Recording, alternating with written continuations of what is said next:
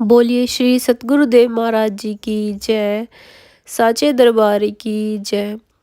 भक्तों के मुख से तो अपने सतगुरु की महिमा आपने बहुत बार सुनी होगी, लेकिन इस बार गुरु महाराज जी ने एक दिव्य अनुभव के माध्यम से अपने भक्त को अपनी महिमा खुद ही बताई। चलिए आज के अनुभव में गुरु महाराज जी के मुख से महाराज जी की महिमा सुनते हैं। मैंने एक दिव्य अनुभव में स्वयं को गुरु महाराज जी के समक्ष बैठे हुए देखा।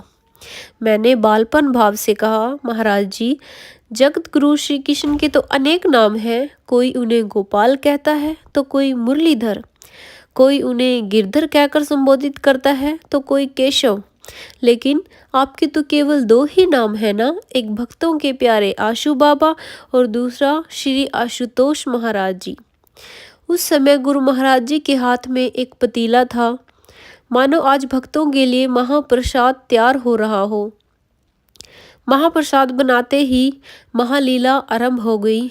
महाराज जी ने एकदम शांत स्वभाव से कहा, जगत गुरु श्री कृष्ण ने इस धराधाम पर जो भी दिव्य लीलाएं की, जो भी महान कार्य किए, उन्हीं के आधार पर उनके भक्तों ने उनके नाम रख दिए।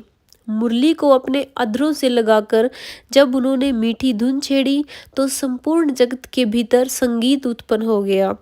मुरली की धुन सुन उनके भक्त आनंदित हो उठे और उनके मुख से निकला, हे मुरलीधर, आपकी जय हो।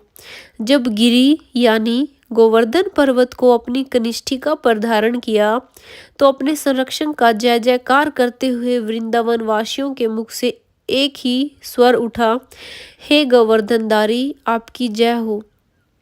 मुख पर प्यारी सी मुस्कान लिए महाराज जी अब आगे की ओर आए और बोले, हमारे भी तो अनेक नाम हैं। मैंने हैरानी से कहा, महाराज जी, आपके कौन कौन से नाम हैं, मुझे भी बताइए ना। महाराज जी बोले, माता, पिता, बंधु, सखा और बहन। हमारे साधक भी हमें भिन्न भिन्न नाम से संबोधित करते हैं। अच्छा, अब हम तुम्हें विस्तार से समझाते हैं। जिस प्रकार एक संसारिक माँ अपने बच्चे को अपने गर्भ में धारण करती है, उसी प्रकार से गुरु भी अपने शिष्यों को अपने आध्यात्मिक गर्भ में धारण कर उन्हें द्विज बना देते हैं। हमारे कई साधक हमें माँ कहकर बुलाते हैं। एक बच्चा अपने सांसारिक पिता की उंगली पकड़कर चलना सीखता है, समय समय पर उनसे सही दिशा को पाता है। ऐसे ही हम भी आप सभी का हाथ थामे पग पग पर साथ चलते हुए इस मार्ग पर निरंतर आगे बढ़ रहे हैं। जो भक्त हमें हर पल अपने अंग-संग महसूस करते हैं, वे हमें पिता कहकर पुकारते हैं। सांसारिक भाई हर परिस्थिति में अपने बहन की रक्षा का वचन देता है, लेकिन हम केवल वचन ही नहीं देते, बल्कि हम आपके जीवन के हर मोड़ पर आपकी रक्षा भी करते हैं। इस तरह हमने भाई का होने का फर्ज भी निभाया है। एक बहन की तरह हम कभी आपके जीवन को भावों से भर देते हैं, तो कभी कोई चुगल या हंसी ठिठोले के द्वारा आपके जीवन की निरसता को भी दूर कर देते हैं। आपके जीवन के हर एक सुख दुख में एक सच्चे मित्र की तरह हम सदैव आपके साझेदार बनकर रहते हैं।